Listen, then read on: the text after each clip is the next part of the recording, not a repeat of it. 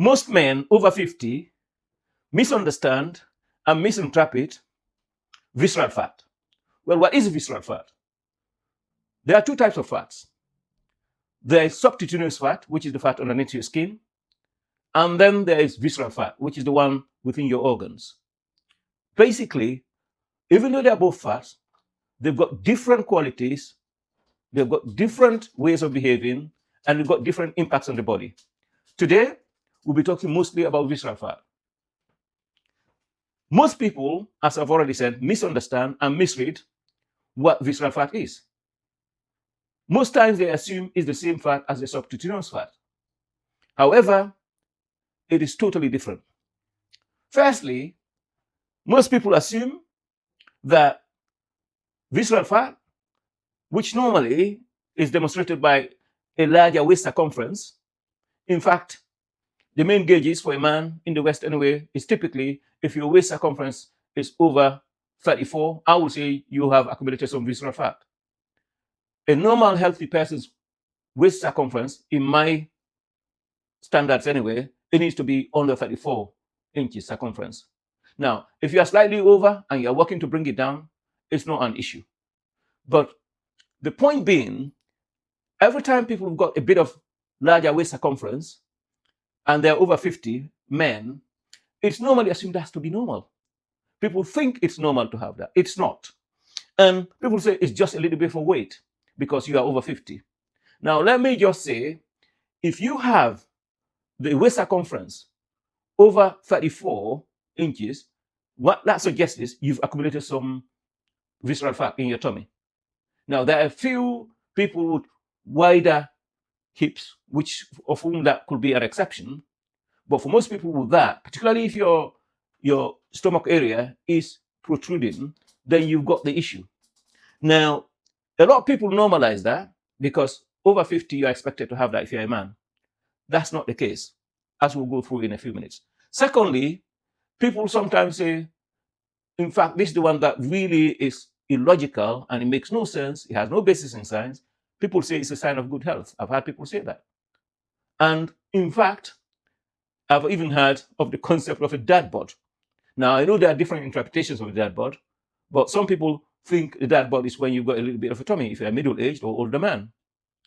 Regardless of how that is interpreted, regardless of the positive spin people give to it, because they cannot get rid of it, it is still wrong.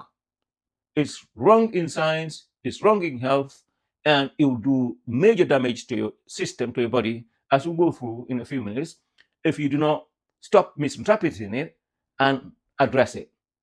Now, what are the consequences of a high waist circumference, let's say over 34 inches, and then having visceral fat? There are several of them. Firstly, it gives you heart disease. You are high risk of heart disease. And that's because visceral fat, the fat in your organs, normally are a big sign. They are either a cause or accelerator or a correlator of cardiovascular disease. If you have got cardiovascular disease and you are a man, in the West anyway, that immediately puts you at risk of early death. If you do not die early in your standards, the likelihood is you'll live a very unhealthy and miserable life. So it's quite important that we understand that cardiovascular disease is one of the top 10 diseases. It's up there of what kills men and definitely devastates their health span. So sometimes you don't even have to look fat overall, but you could have visceral fat, the sort of concept we call skinny fat. So you don't need to be too fat overall or have a large body mass. You could still have visceral fat. So it's quite important to watch out for that. The second thing visceral fat would be a cause of is metabolic syndrome.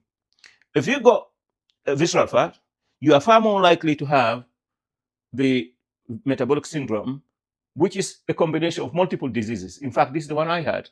If you listen to some of my videos, you will see that when I was 62, I had a full-blown metabolic syndrome. Today, I'm 64 years of age.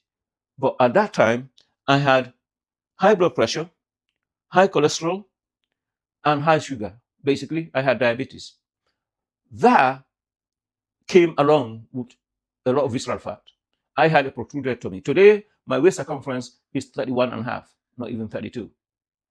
So, and at the time, 2 years ago, my waist circumference was 36, heading towards 37 inches circumference. So you can see I've dropped about 3 to 4 inches in just about 2 years. Now, for every inch I dropped, it kind of came along with it a lot of health markers. My situation improved dramatically. So there is a direct correlation between your waist circumference and therefore your visceral fat and your health markers. I know this firsthand because even though my journey has not ended 100%, because I'll continue to stay healthy, continue to stay prime, I saw firsthand how reduction of my visceral fat actually improved my health. So metabolic syndrome is another indicator of that. The third one is fatty liver disease. Most people assume only people who are alcoholics, who drink a lot of alcohol, abuse alcohol, will have fatty liver disease. Yes, in the past, it was the case. Nowadays, a lot of the people with fatty liver disease diagnosis actually have nothing to do with alcohol. It has to do with visceral fat. Because when you have it, not just do you damage your other parts of your body, you damage your liver because you're giving your liver a lot to do and you're poisoning your liver. The next one is you will get systematic inflammation. And this is one of the ones that people kind of get and they don't understand what's causing it. If you've got visceral fat secretes a lot of chemicals that are almost equal to cyanide in your body all over. Now, I don't want to get into the science here because I want to keep this video simple, but if you've got visceral fat, unlike the subcutaneous fat, that visceral fat is active. It's not just there, it's not just dead weight, it's secreting dangerous chemicals day in, day out into your body everywhere. And that gives you systematic inflammation. Inflammation, as you probably know already, is normally when your body reacts to some sort of attack on itself.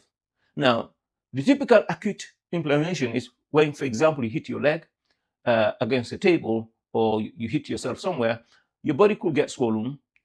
In that case, it's acute inflammation. Your body is just bringing to that part of the body some healing properties, white blood cells, other things to come and heal it. Now, that is different from systematic inflammation, wherein all of your body is inflamed, not in an acute sudden way, but for a long time, over a long time, and consistently.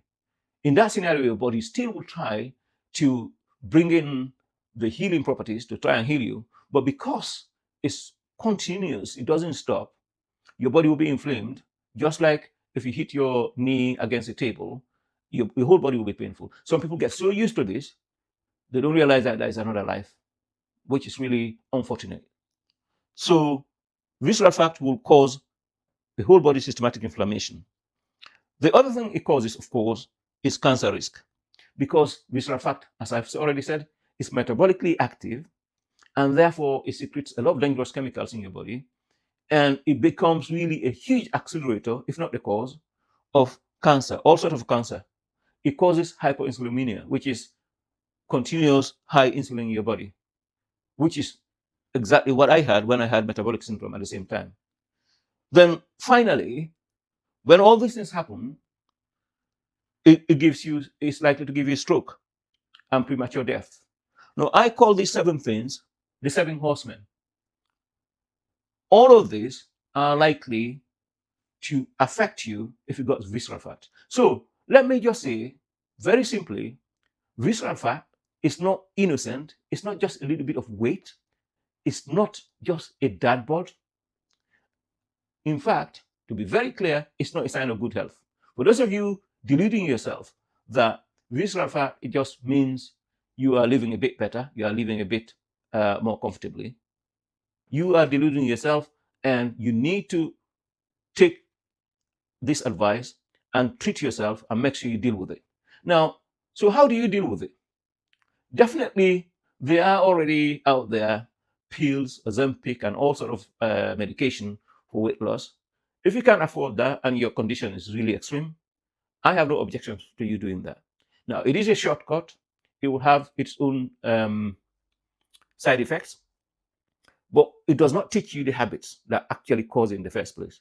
So my advice will be you go back to first principles and address the habits, the behavior that caused it. There is no reason in science and physiology that says if you're over 50, you have to have visceral fat. I've proven this because I had it between the ages of 40 to 62. 22 years, I was carrying a large amount of weight, at least 11 to 12 kilos, right? For those of you in America, probably that's about 20 to 24 pounds. I had that around my waist, mostly fat. Well, some part of my body as well. But when I took the decision to get rid of visceral fat and deal with my health overall, I lost most of it. At the time, I was 32%, 23% body weight, body fat. Today, I'm 17% body fat. So I've lost quite a lot of fat, and most of that is visceral fat. My waist was 36 heading 37 inches circumference. Today is 31 heading 32, 31 and a half. You can do it as well. Very simple strategies to do it are as follows. Reduce the amount of carbs. Carbs are not the enemy. Let me be clear. I eat carbs, but eat them mostly around your exercise time so that you fuel your strength training. So do not live on carbs, particularly if you live on processed carbs. Natural carbs are very good for you. Potatoes, sweet potatoes, even rice, anything that's whole foods carbs, slow releasing are very good for you. I will avoid a lot of processed carbs, but you can take carbs around your exercise times so that you feel you give yourself the energy to exercise. The second thing you could do, and I do this a lot, is I take long walks, 10 to 15,000 steps on a daily basis. Now, not every day I can get them all in, but I try to get as much as possible. In the weekends, I try to make up for them. The other thing I do is I do very short, intense training on my exercise bike. Now, it's very simple to do. You can listen to my other video where I talked about my morning routine. That is one of the things I do as part of my morning routine.